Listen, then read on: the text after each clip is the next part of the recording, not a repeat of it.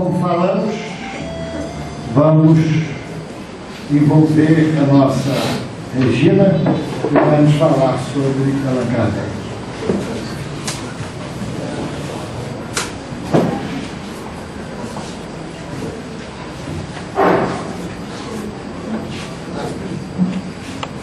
Gente, boa noite. Que a paz do Senhor Jesus nos envolva, que a gente possa aproveitar muito essa noite. Nós já conhecemos muito sobre Kardec, mas é uma alegria assim, muito grande quando a gente tem que falar desse amigo, porque ele nos ensinou, através de tudo que ele fez, né, que trouxe, o que ele codificou da doutrina espírita, nos ajudou para que nós pudéssemos viver melhor. Nós hoje estamos aqui já trazendo um conhecimento, a gente está trazendo, mudando as nossas atitudes, procurando direcionar a nossa vida de outra forma, não é? E a gente tem assim muito que agradecer a ele, a Allan Kardec, que pôde, enfrentou tantas dificuldades, nós vamos ver depois, para que pudesse hoje a gente estar aqui vivendo melhor, com esse conhecimento. Então a gente vai lembrando, primeiro, a gente vai lembrar de Jesus. Jesus esteve aqui entre nós há 2008 anos, mais ou menos, né? Por aí. Jesus chegou e veio não derrogar as leis do Pai. Ele veio mostrar para nós que a nossa caminhada estava totalmente seguindo por um caminho que não foi aquele caminho que ele pensou para nós, da humanidade, do nosso planeta. Então, quando Jesus se reuniu lá com os espíritos superiores, que nem ele, para a formação do nosso planeta Terra, ele tinha uma ideia de como ele gostaria que esse planeta agisse, como nós agíssemos ali dentro, naquele planeta, vivêssemos ali. Então, foi criado o planeta, ele foi o engenheiro sideral do nosso planeta Terra, e quando a Terra, quando nós começamos a caminhar de modo muito diferente daquele modo que Jesus pensava para nós, mudando as nossas atitudes, a nossa relação com os nossos semelhantes, né? Ele começou a perceber que alguma coisa teria que ser feita.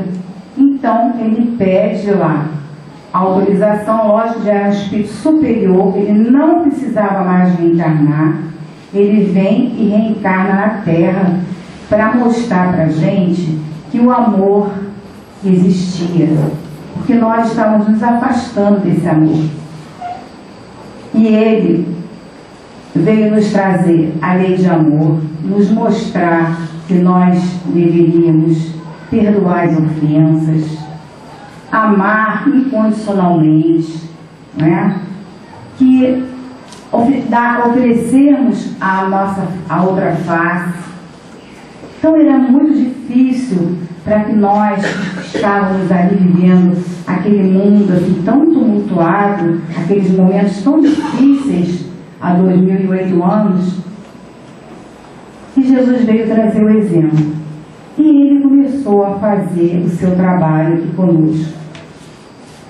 Mas muitos de nós não entendemos o que Jesus estava querendo dizer. E ele falou para nós assim: eu vos enviarei o Consolador prometido, que vos ensinará todas as coisas que eu tenho dito, e que hoje vocês não têm condição de entender pelo pouco conhecimento.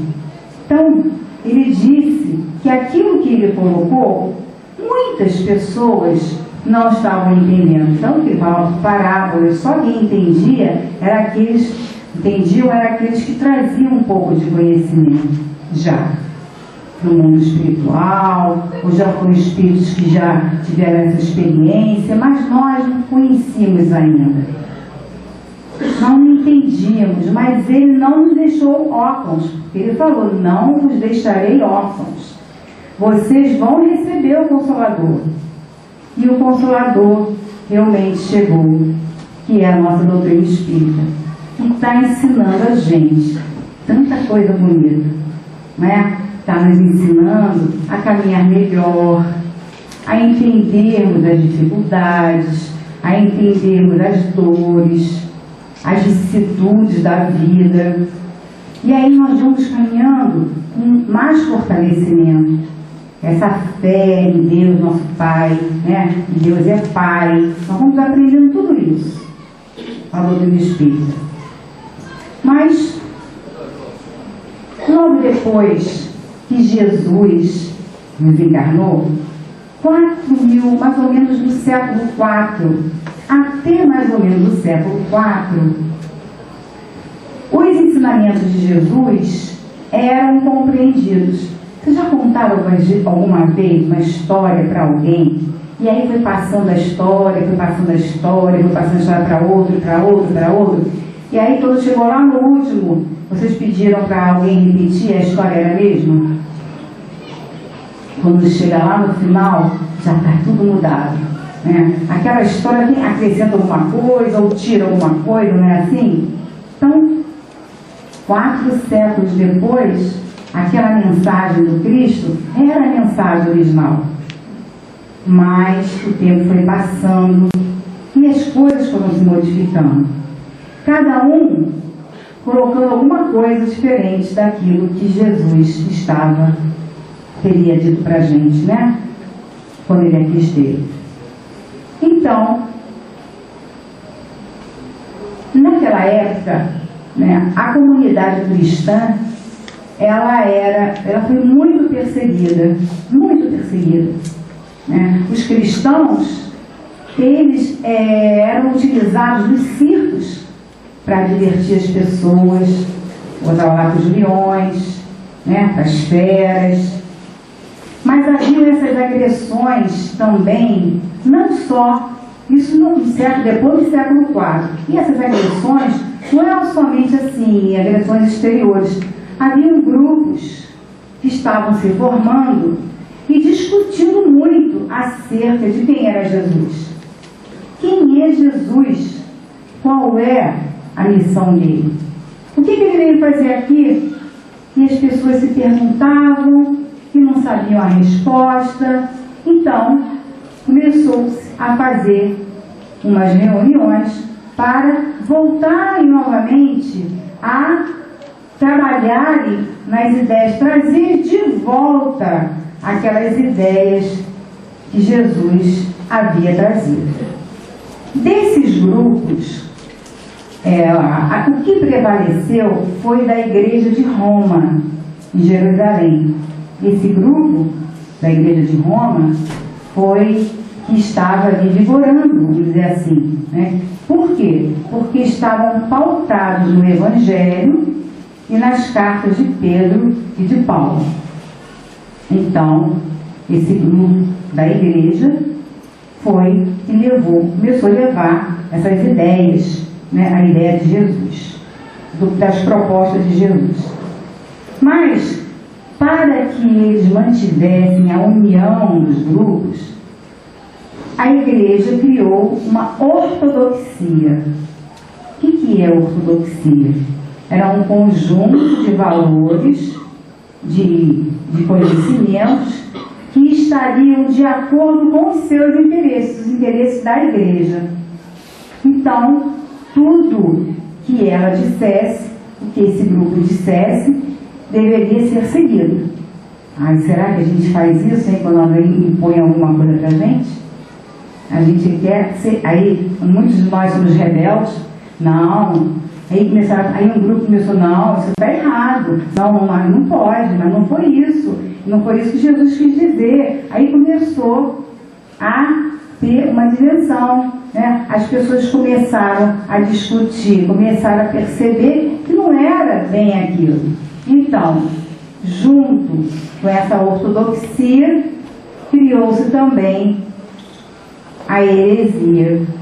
Então, o que era a heresia? Eram aqueles que eram contrários àquelas ideias que a igreja da época estava querendo impor, né, através dessa ortodoxia, desse conjunto de valores. Então, aqueles que não aceitavam eram considerados o quê? Hereges. E muitas pessoas foram presas, muitas pessoas morreram em nome de quem? Jesus. Por quê? Porque não concordavam com aquela atitude da igreja, com aquelas ideias que a igreja estava impondo a todos.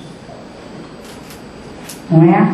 Então, a igreja, nesse momento, o que acontece com ela? Ela, de perseguida, ela passa a ser perseguidora. Ela começa, então, a perseguir todos aqueles que não comungavam dessas mesmas ideias.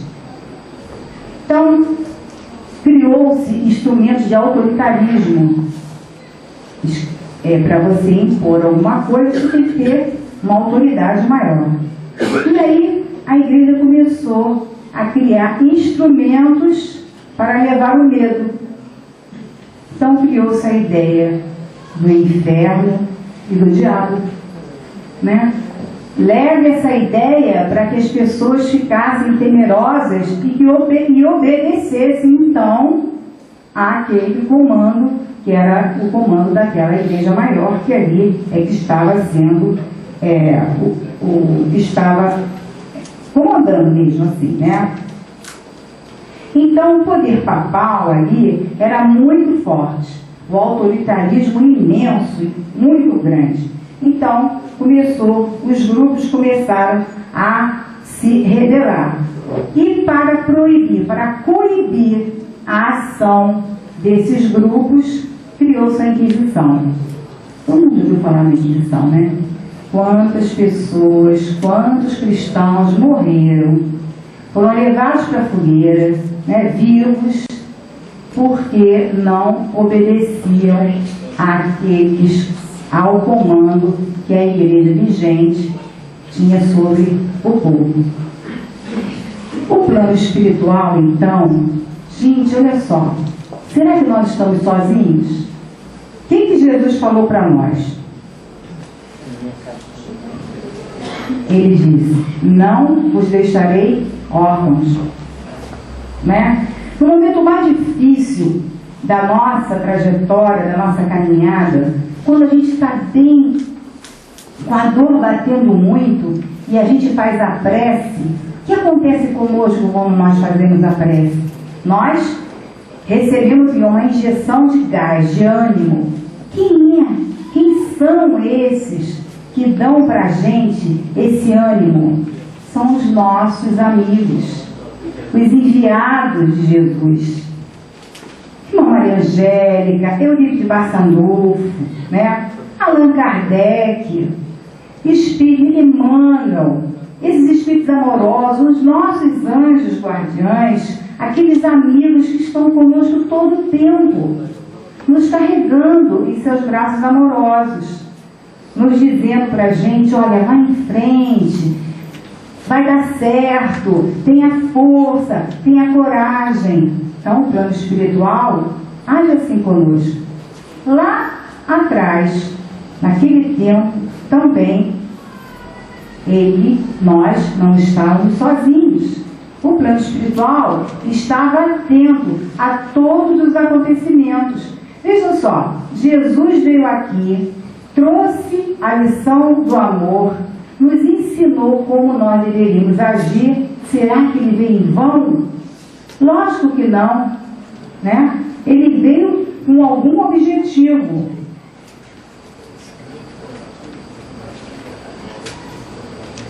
Olha só, tem um carro Palio Prata LOB 3946 que está na garagem atrapalhando a entrada.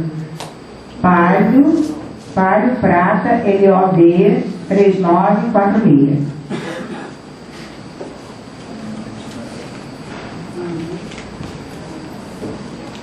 Então, o plano espiritual começa a... Imagina como é que não deve ficar no plano espiritual. Eles devem ficar num alvoroço só. O que nós vamos fazer para começar a redirecionar tudo isso aí? Né? Porque tem que ter uma razão para Jesus ter vindo aqui, uma razão muito forte dele encarnar num planeta tão rebelde, ele tão evoluído, e agora deixar assim sozinho, tudo acontecendo? Não. Eles ficaram preocupados no plano espiritual. E aí começaram a enviar os missionários do amor para vir aqui, começar a mostrar novamente para nós os ensinamentos de Jesus. E o primeiro a vir foi o nosso querido Francisco de Assis. Francisco, aliás, foi dia de Francisco de Assis, no sábado, né? Foi dia de Francisco de Assis. Francisco de Assis, ele era um espírito muito conhecido de Jesus. Ele foi um discípulo de Jesus. Ele foi João Evangelista, que trabalhou muito no tempo que Jesus ali esteve. E aí, quando Francisco de Assis encarna, ele veio com essa missão de trazer as ovelhas novamente, de juntar as ovelhas de Jesus, né? Mostrar tudo isso com carinho, com amor, tudo isso que Jesus trouxe para nós. E ele ouvia sempre uma frase que ele devia ser médio audiente, porque ele ouvia assim: Francisco, reconstrói a minha casa. Francisco, reconstrói a minha casa. E aí Francisco começou a pintar a igreja, remodelava as igrejas, fazia isso, fazia aquilo, e a voz continuava: Francisco, reconstrói a minha casa. Mas aí ele percebeu que não era a casa material, né? Era a casa do Pai que ele precisava reconstruir.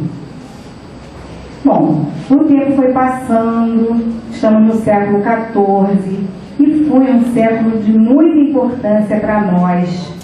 Nesse século estava muita confusão. Tinha momentos que tinham 3 papas, né? Então, o povo estava no destempero só. Imagina a confusão, você dando umas orientações, os outros discordando, pessoas morrendo, né? Indo para a fogueira, ficando nos calabouços, presos. Então estava muita confusão.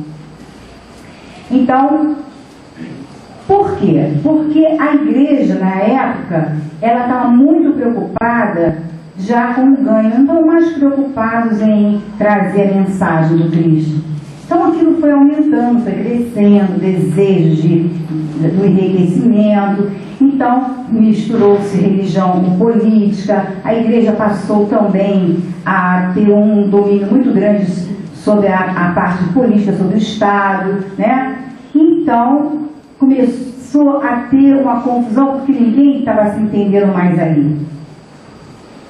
Então os missionários começaram nessa época a reencarnar. Missionários que pudessem ajudar nesse trabalho tão grande de reestruturação, né, dessa filosofia de vida maravilhosa. E um missionário que veio também foi chamado de John Wycliffe. John Wycliffe, ele nasceu na Inglaterra e ele veio e combateu muito as ideias da época. Ele ironizou os perdões, as indulgências, as peregrinações, os cultos aos santos. Imagina esse homem aqui fazendo isso. Como que os outros não deviam estar se sentindo, não é? Então, ele defendia a ideia de que o Cristo e não Pedro era o chefe da igreja, porque se tinha a ideia na época de que o chefe da igreja era Pedro, porque foi Pedro que saíram construir, porque quando Jesus esteve aqui não tinha construção de igreja nenhuma, não é? Não tinha, ele não veio mostrar religião nenhuma para nós, ele veio ensinar a lei do amor. Vocês sabem quem foi John Wycliffe? Foi um espírito missionário maravilhoso, que depois, lá no século XIX, vem a reencarnar como Leon Denis. É o nosso querido Leon Denis, que reencarna no século XIX. Também teve Jerônimo de Praga. Jerônimo de Praga também com essas ideias de mudança. Veio também, né, um outro muito conhecido nosso de nome, Jan Hus. Jan Hus. E esse nome, ele era um nome tcheco. Também Hus é o apelido, porque na verdade o nome era Husnet, né? E apelidou, botou o Hus, que era, vamos dizer assim, a abreviatura de Husnet. Hus significa ganso. E o que Jan Hus fez? O que esse missionário fez? Ele era um sacerdote e ele lecionava na Universidade de Praga. E ele foi ordenado em 1400. Está bem atrás, né?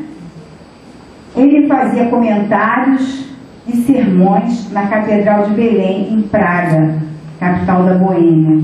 Então, gente, imagina Jan Hus pregando, falando tudo aquilo que ele achava contrário da igreja.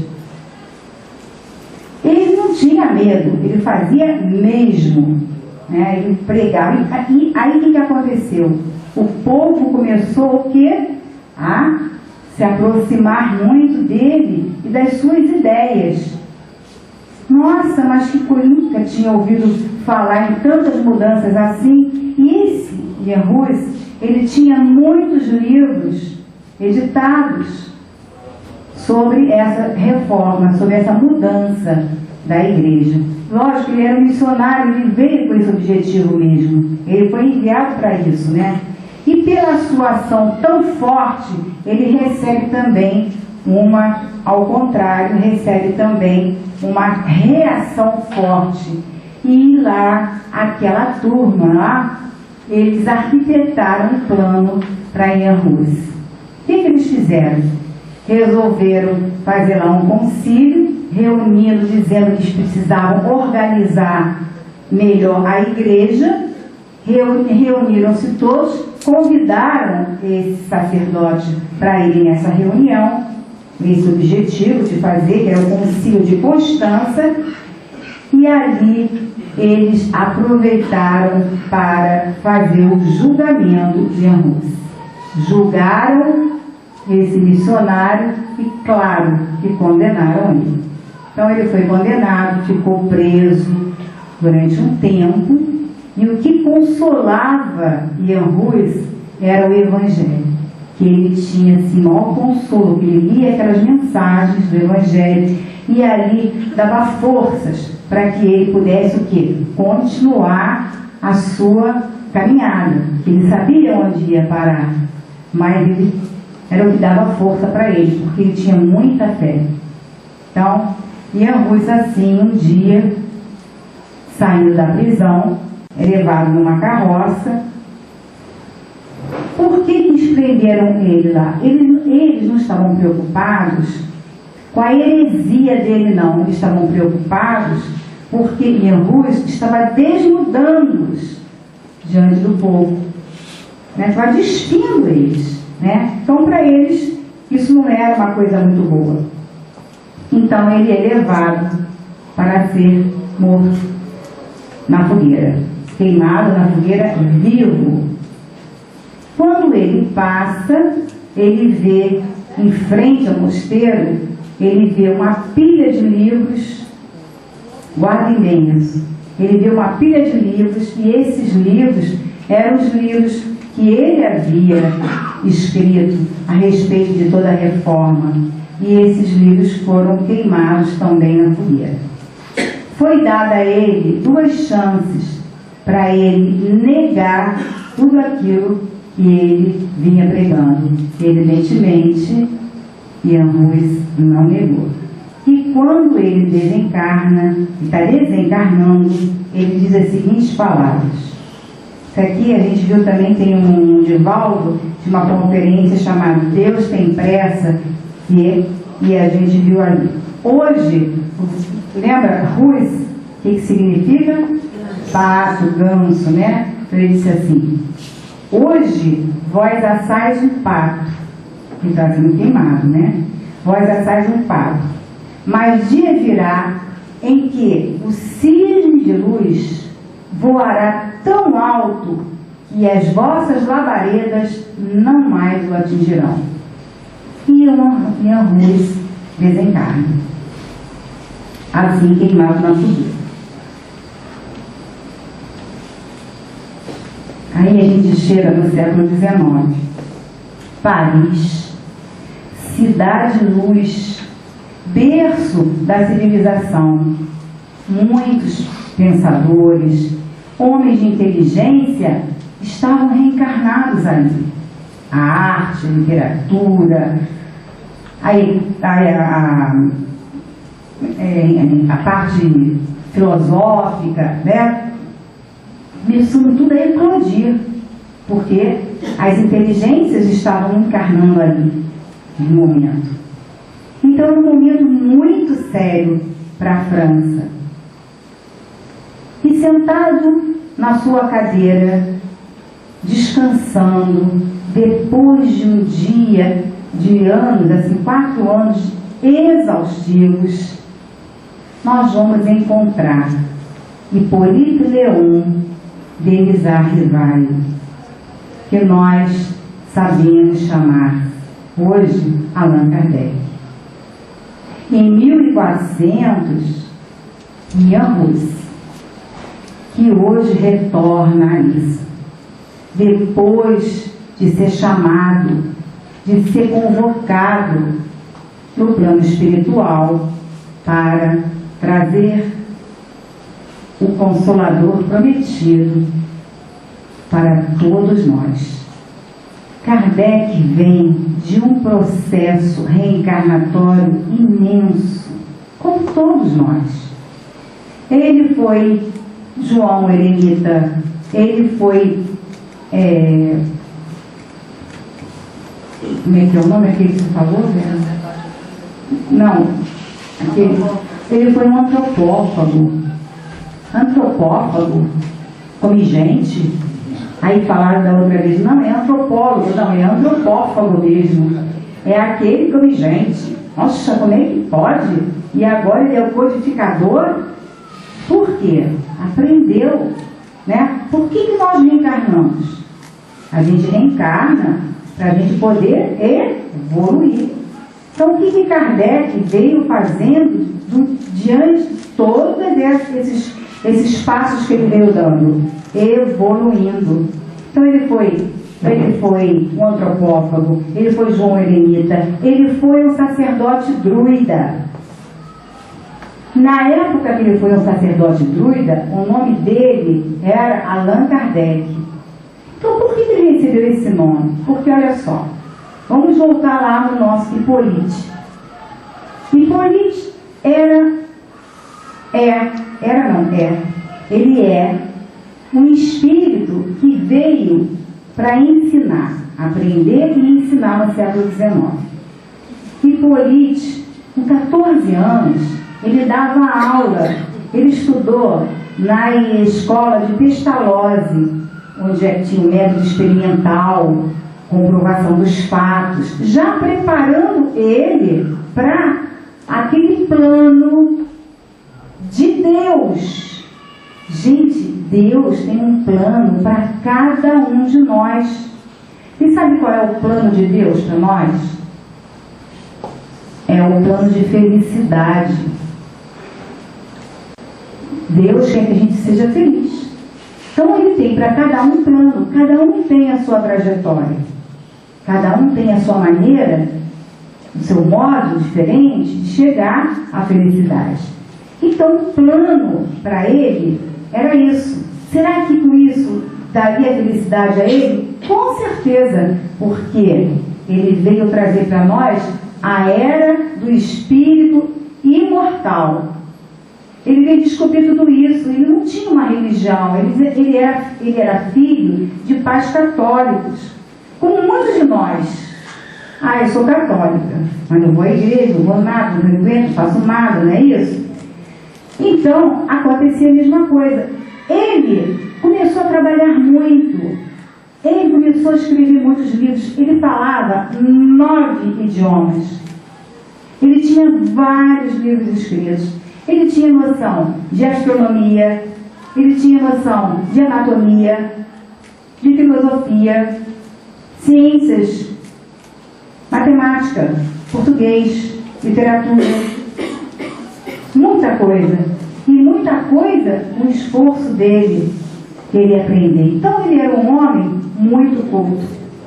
Quando ele vai para essa escola, depois de 14 anos, ele dá aula e ele volta, ele já rapaz, ele monta uma escola nos mesmos moldes de Pestalozzi.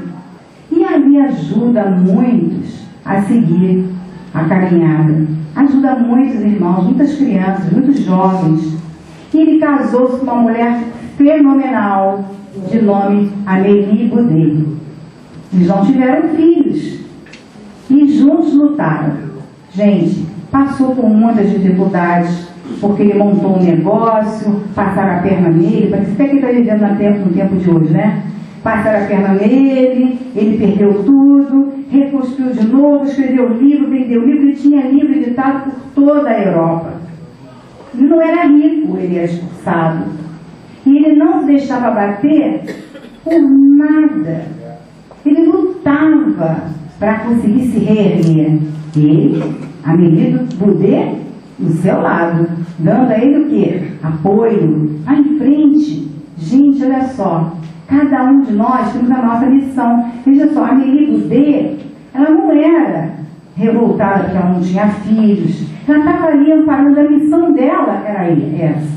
Amparar este homem para que ele pudesse dar o passo maior da vida dele. Que ele foi dar quando ele tinha 50 anos. Quando ele descobre a doutrina espírita através de fenômenos frívolos, de mesa girante, mesa que rodava, mesa que levantava, mesa que batia, né? Quando o amigo dele falou, olha Kardec, ou Kardec não, Hipólite, vem aqui, as mesas estão girando. Ele, eu aprendi magnetismo, isso qualquer um pode fazer. Quem tem fluido magnético, força do pensamento, impõe sobre aquela coisa material o seu pensamento e o seu magnetismo, pode fazer com que a mesa levante. Mas o tempo passou que a mesa começou a falar. Aí, mesa falante, não. Mesa não tem cérebro, não pensa, não pode falar. Aí, o que ele faz? Ele vai investigar. Ele passa um tempo investigando tudo aquilo. E ele percebe que por trás daquele fenômeno tão frívolo havia uma inteligência. E ele percebe que essa inteligência era o espírito que se comunicava procurando dar as informações necessárias. E aí vocês vão estudar o livro dos espíritos para aprender bastante sobre isso, né? E é uma coisa muito linda a história dele. Bom, ele vai ali, depois de 4 anos, já estava muito cansado, ele escreveu, né? Ele codificou, ele organizou o Livro dos Espíritos em 1857. Ele tinha 54 anos, por aí, mais ou menos, né? Daí, desse livro, ele vai e desmembra, porque a gente sabe que o Livro dos Espíritos ele é dividido em 4 partes. A primeira parte fala do mundo material que está desenvolvido no livro A Gênese. Segunda parte, ele fala dos espíritos, que é o livro dos médiuns. A terceira parte, ele fala as leis morais está onde? No Evangelho. E a quarta parte das penas e consolações que se encontra no céu e inferno. Então, depois do Livro dos Espíritos, ele ainda organiza esses 4 livros. Gente, ele teve 10 anos somente para fazer tudo isso. Sofreu muito. Ele passou por dificuldades financeiras, morais, seus amigos. Aí o que aconteceu? Quando ele descobre esta doutrina, ele passa a usar o pseudônimo de Allan Kardec. Por quê? Porque ele era uma pessoa muito respeitada e ele não queria que as pessoas tivessem assim, respeitassem ele, né, pelo nome dele, mas pela doutrina que ele estava trazendo. Então esse espírito de nome Zéfiro diz para ele: ponha o nome de Allan Kardec nos seus livros, que foi o nome que ele teve quando ele era um sacerdote druida, junto com Zéfiro também naquela época, lá muitos anos antes de Cristo, né? Então ele passa a usar o pseudônimo de Allan Kardec. Gente, sofreu muito. Ele sofreu as injúrias, as decepções dos amigos que se afastaram dele, a dor daqueles que bajulavam ele e se diziam amigos, mas que na verdade não eram os amigos verdadeiros dele. Quem eram os amigos? A sua esposa era a sua grande amiga. E teve uma meia dúziazinha assim, de amigos que permaneceram com ele ali, dando a ele força, entendendo aquela nova filosofia de vida, aquela religião e aquela ciência maravilhosa que estava surgindo naquela época.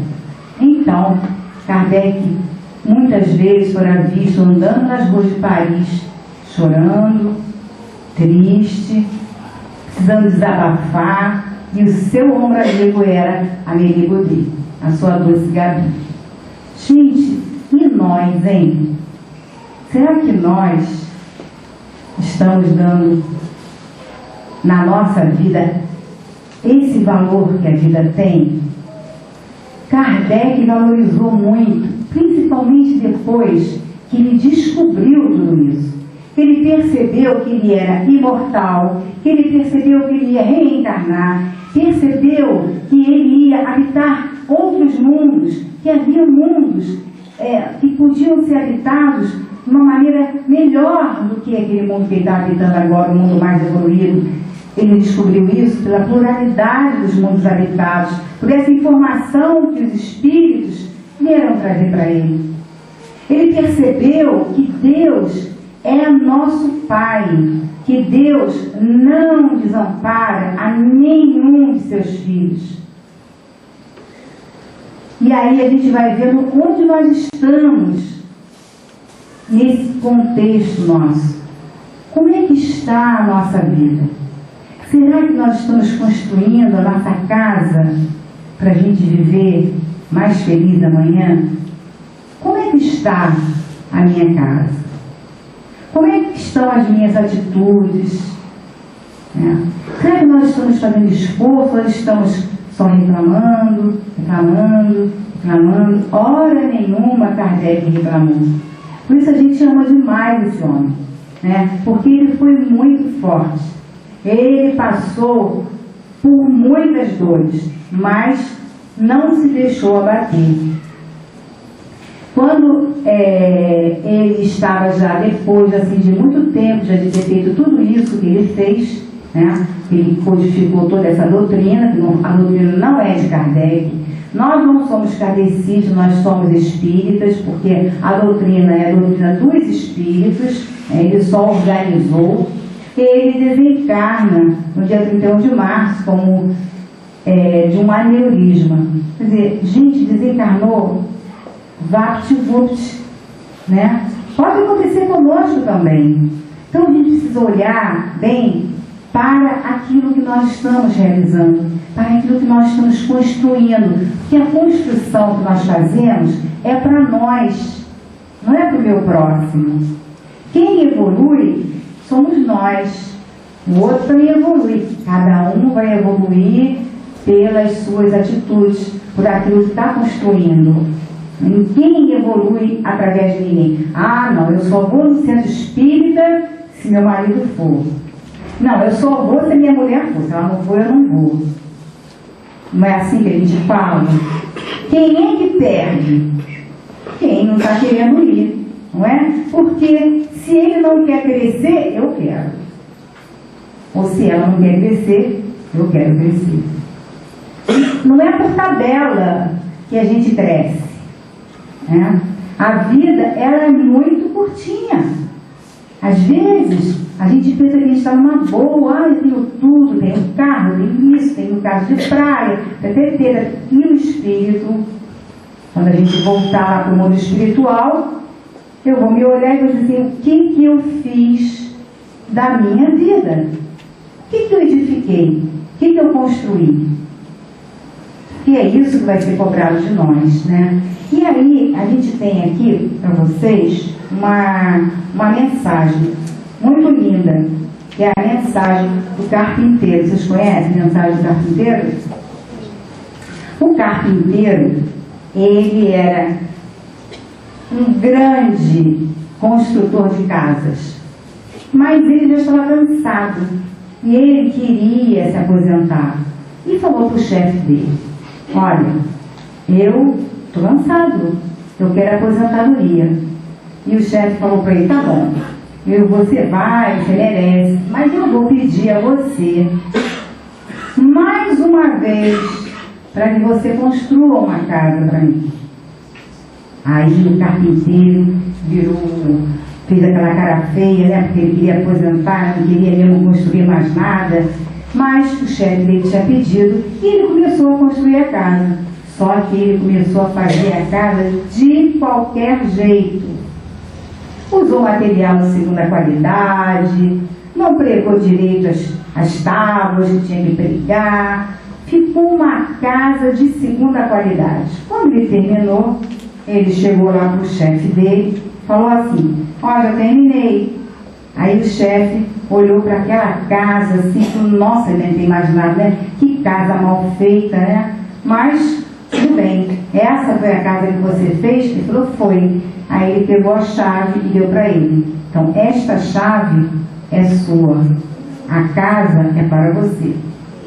Então, se ele soubesse, ele teria feito da melhor maneira possível, né? Então a gente precisa fazer essa construção dentro de nós. A gente precisa construir a nossa casa com bases sólidas, uma casa bonita, uma casa para que a gente possa viver feliz e dar conta depois daquilo que nós podemos construir quando nesta casa.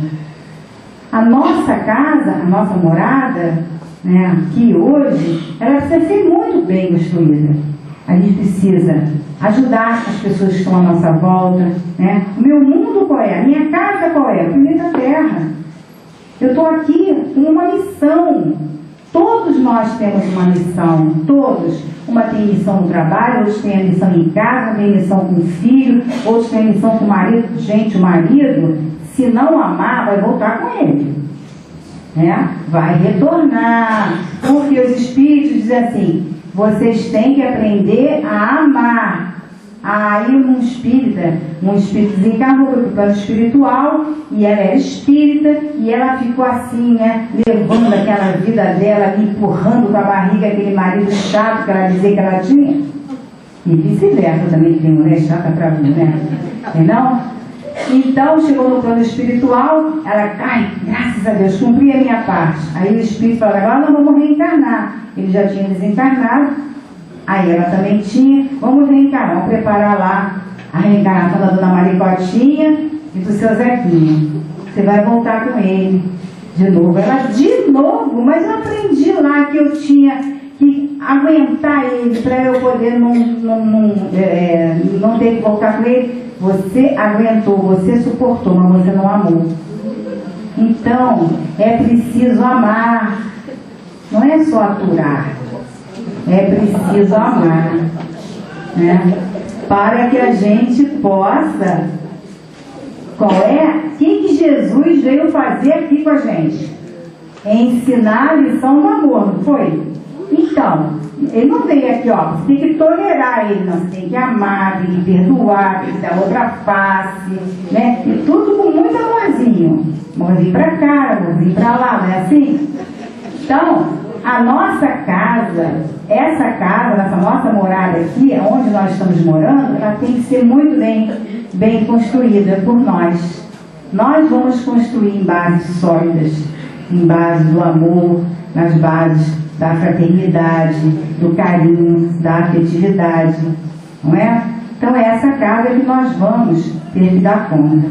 Então, para finalizar assim, o nosso estudo, né, de hoje, a gente vai pensando assim nesse amigo. Vamos voltar para o Kardec de novo, né?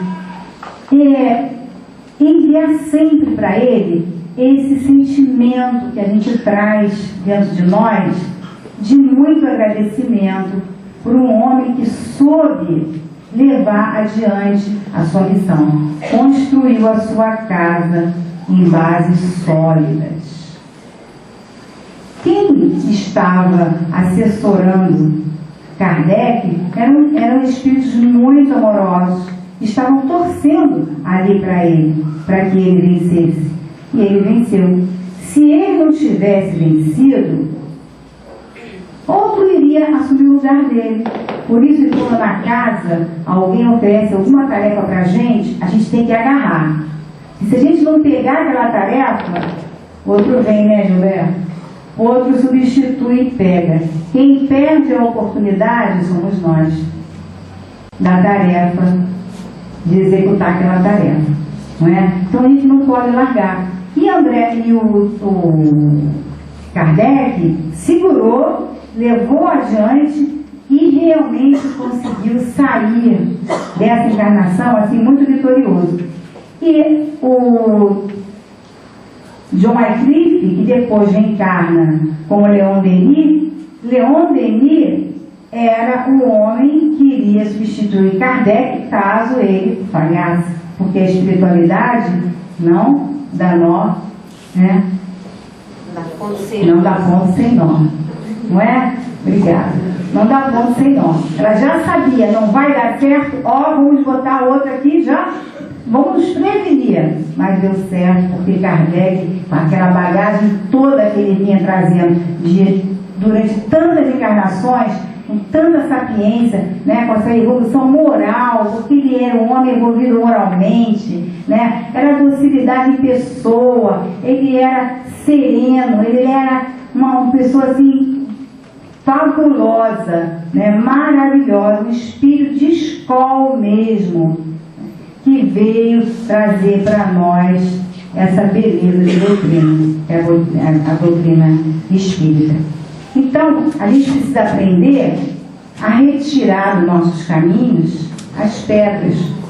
Como diz aquela música assim: toda pedra no caminho você pode retirar, uma flor que tem espinhos você pode se arranhar, se o bem e o mal existem você pode escolher, é preciso saber viver. Gente, é preciso saber viver, e viver com alegria. Ninguém é pobrezinho, ninguém. Nós estamos no lugar certo, na família certa, no centro espírita certo. Nós estamos com o marido certo, com a esposa certa, com os filhos certos. Mas é preciso saber viver, é preciso construir a felicidade dentro de nós. Muitos de nós não é alvo, o outro complementa a felicidade que eu já devo desenvolver dentro de mim. Eu tenho que ser feliz, porque se eu desencarnar e ele vai para um lado e eu vou para o outro, como é que vai ser? Eu não vou ser mais feliz? Não, eu tenho que continuar a minha caminhada com felicidade. E a felicidade eu construo dentro de mim. É construir o reino de Deus, é descobrir essa sementinha que está dentro de nós. Como é que eu descubro isso? Como é que eu descubro a felicidade? Como é que eu tiro de dentro de mim e faço brotar o reino de Deus? Por que o reino de Deus está tão embotado dentro do meu coração? Por quê? Porque eu sou orgulhoso, eu sou vaidoso, eu sou prepotente, né? Eu tenho inveja, eu sou maledicente. Então, tudo isso eu sou. Mas eu não quero mais ser assim. Então, eu tenho que fazer iluminar. Eu tenho que fazer brotar dentro de mim a luz. Eu tenho que descobrir esse reino de Deus, de paz, de amor, de serenidade, de fraternidade. Eu quero ser feliz. Mas eu só vou ser feliz quando eu conseguir vencer todas essas barreiras. Então, as barreiras eu posso retirar. As pedras do caminho eu posso retirar. O espinho eu posso retirar. Porque eu quero ser feliz. Então, a gente vai assim fazendo aquele pensamento. Como é que nós chegamos a essa conclusão? Nós estudando o doutrina espírita. Nós concluímos isso pelos estudos que a gente vai fazendo. Não é? A gente vai ouvindo o Evangelho, a gente vai lendo o livro dos Espíritos, estudando o livro dos Espíritos, trabalhando as leis morais dentro de nós e vamos descobrindo que tudo é possível. Tudo que depende de quem? De nós. Então a música depende de nós, né? Depende de quem? De nós. Somente de nós. Então, como dependia de Kardec, e ele fez.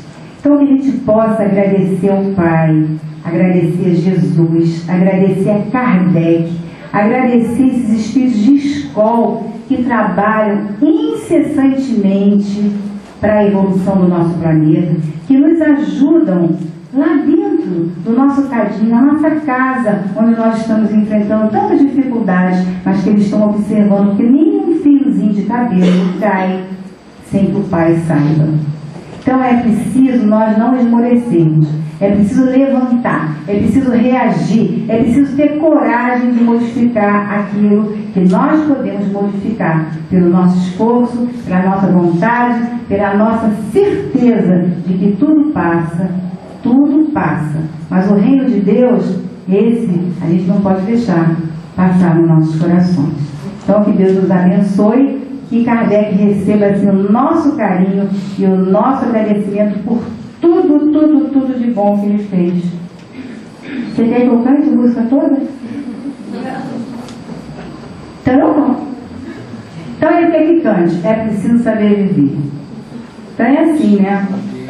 Quem espera que a vida seja feita de ilusão pode até ficar maluco ou morrer na solidão. É preciso ter cuidado para mais tarde não sofrer. É preciso saber viver. É preciso saber viver. É preciso saber viver. Saber viver. Saber viver. Toda pedra no caminho você pode retirar. Uma flor que tem espinhos você pode se arranhar. Se o bem e o mal existem, você pode escolher. É preciso saber viver. É preciso saber viver. É preciso saber viver. Saber viver. Saber viver. Com certeza, Kardec soube viver. Muita paz para todos.